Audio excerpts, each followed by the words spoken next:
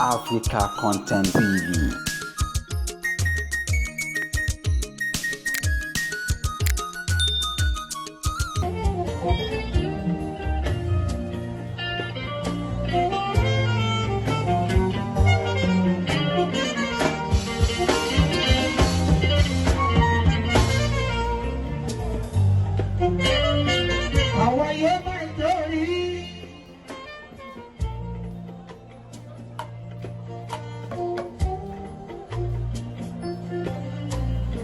Aqui eu sei cheiro.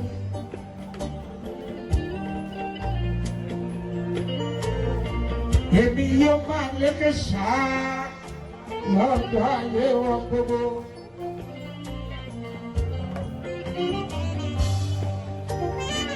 Káàbọ̀ máa ń sọ gbogbo lọ Ìlọrin lọ́wọ́ yìí. Ó yẹ ká kẹ́míà. Onílùú ó kéré lórí ìlú ẹ̀. Ẹ̀ka ìyàwó ọba kẹfẹ́.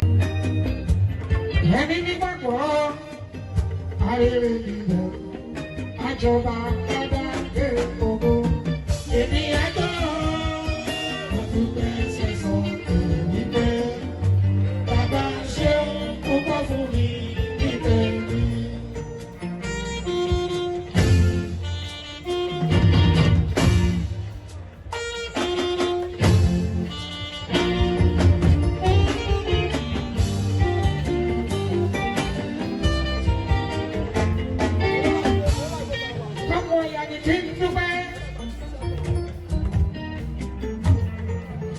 Wọ́n ní gbogbo ìtẹ́ wá bí látàbíjà láti Èkó gbogbo bí kíbi nílẹ̀ Nàìjíríà ó lẹ́yìn tẹ́ wá láti ìlú òyìnbó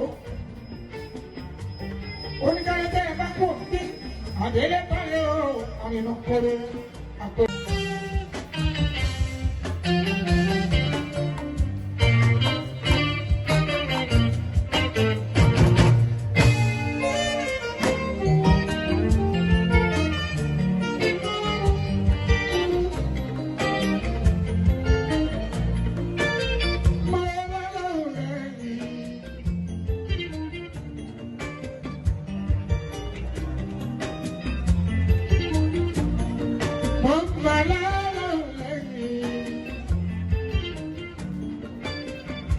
Gbogbo olúwa dúró, ọkọ mi balẹ̀, kíní kan kò ní ìṣòro.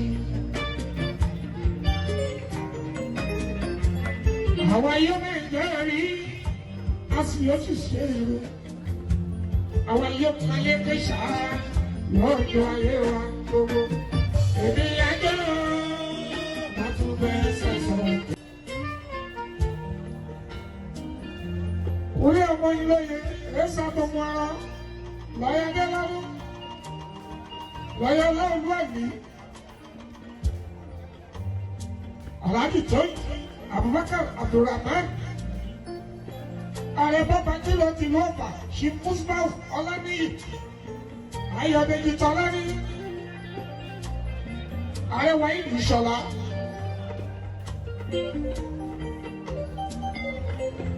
Alhaji Awa Ibrahim